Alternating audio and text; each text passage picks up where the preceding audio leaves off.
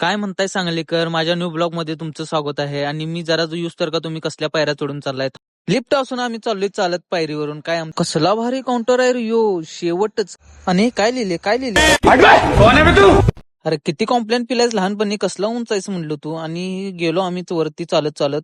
ह्यांना पायऱ्या चढायला लावायला पाहिजे, म्हणजे ह्यांचा पहिला नंबर येईल. आणि हा तर काय पैलवान असल्यामुळे पळत पळत चाललाय, नादच नाही करायचा बघा कसा आहे. हे बाबा आयुष्य शेवट आहे तुझा म्हणलं.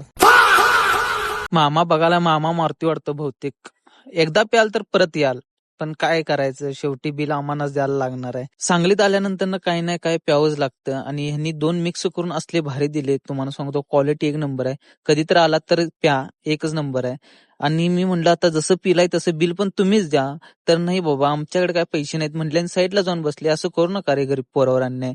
ए भाऊ भाऊ, तुझ्याकडे तर आहेत का, दे रे भाऊ. तो म्हणला माझ्याकडे पण नाहीत. मग तिथून आम्ही गेलो मोबाईल शॉपिंग मध्ये. मोबाईल पहिल्यांदा बघूया म्हणलं, मोबाईल वगैरे चांगला बघूया म्हणलं.